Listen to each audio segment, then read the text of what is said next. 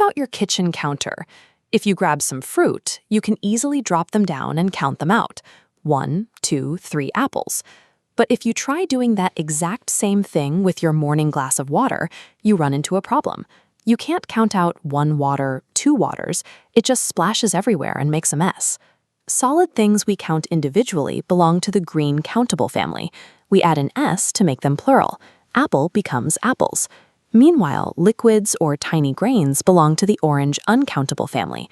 You can't count them, so never add an S. Water stays water. Anytime you look at a new noun and wonder which family it belongs to, you just need to ask yourself one question: can I count it individually? By answering that single question and sorting words into the green or orange family, you can identify which nouns follow plural rules and which ones must remain singular. Nouns rarely do the work all by themselves. When we want to talk about how much of something we have, we bring in specific helper words to describe the amount. The green countable family has dedicated helpers. For objects like chairs, use many, a few, or a and an. But for the orange uncountable side with fluids like milk, those do not apply. Instead, use much and a little.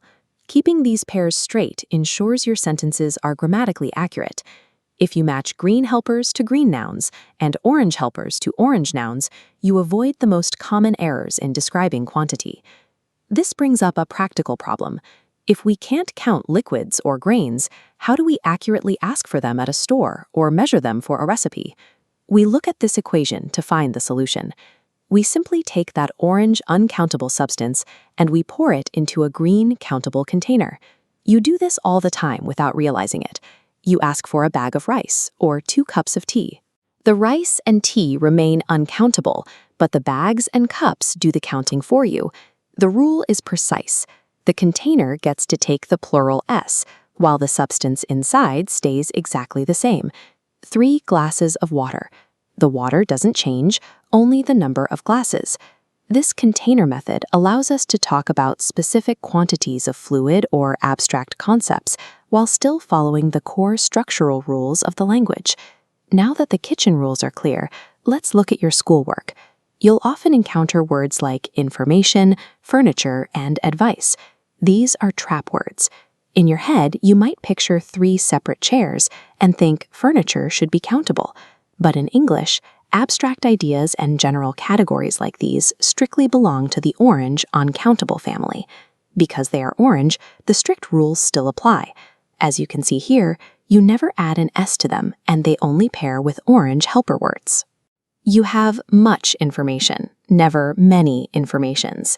If you do need to count them, you use an abstract container. Instead of a glass of, you say a piece of advice, 2 pieces of furniture. Recognizing these words as uncountable prevents the grammatical errors that frequently appear on final exams. Let's lock this in. The green family is for solid countable objects. You can add an S to them to make plurals, and you describe them with helpers like many. The orange family is for fluids, grains, and abstract ideas. They never take an S, and you describe them with helpers like much. When you need to measure an orange item, you put it inside a green container. 2 cups of milk, 3 bags of rice. On a test, watch out for those tricky abstract words like information and advice. They look like they could be countable, but they strictly follow orange rules. Look at your desk or the room around you right now. Try sorting a few objects into the green or orange families in your head. Once you start asking, "Can I count it individually?" you gain a reliable method for choosing the correct grammar for almost any word you encounter.